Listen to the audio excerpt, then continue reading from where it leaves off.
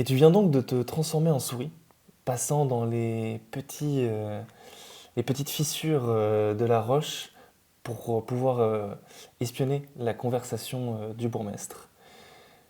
Fais-moi quand même un jet de discrétion avec avantage, s'il te plaît.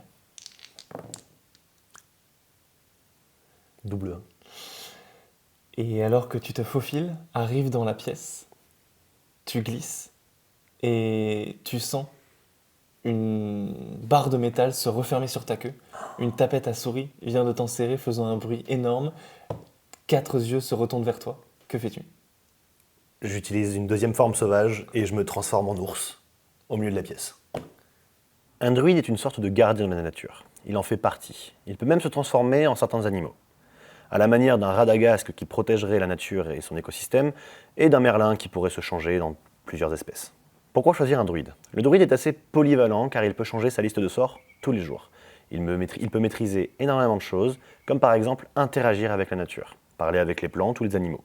Mais la compétence la plus importante pour un druide est sa forme sauvage, la capacité qu'il a à se changer en certains animaux qu'il a déjà vus. Cette capacité va augmenter avec le temps, et plus vous gagnerez d'un niveau, plus vous pourrez vous transformer en créature dangereuse. Vous pouvez également le choisir car l'alignement d'un druide est assez simple à trouver. Il sera en général neutre. Sa volonté est, comme je le disais, de protéger la nature et ne va pas forcément interagir avec les problèmes moraux des gens civilisés. Maintenant, comment créer un druide? Le plus important est d'augmenter sa sagesse, qui sera la caractéristique d'incantation pour les sorts, et la constitution, afin de réussir à maintenir sa concentration efficacement. Il faudra également bien choisir votre cercle druidique. Dès le niveau 2, il faudra faire ce choix. Il déterminera toutes les aptitudes que votre druide va acquérir au fur et à mesure qu'il gagne des niveaux. En effet, en progressant, il va gagner de nouveaux sorts et la possibilité de se transformer en créature de plus en plus puissante. Par contre, les aptitudes qu'il pourra débloquer dépendront essentiellement de ce cercle. Ce qu'il faut penser également quand vous créez votre druide, c'est à le rattacher à l'écosystème dans lequel il va évoluer. Ce n'est pas forcément une forêt. Peut-être que votre druide vient des montagnes, vient d'un marais.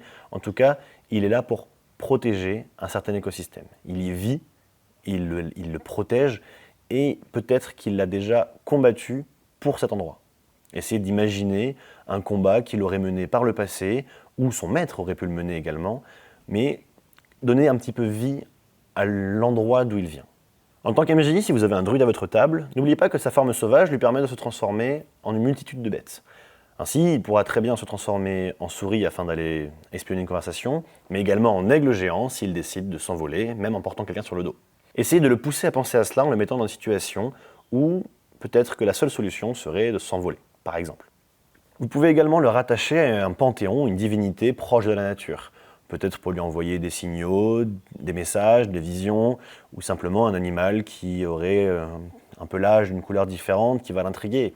Essayez de lui envoyer des signes comme cela pour qu'il puisse les suivre, et ça lui donnera un petit peu de grain à moudre et il aura une sorte de direction à suivre.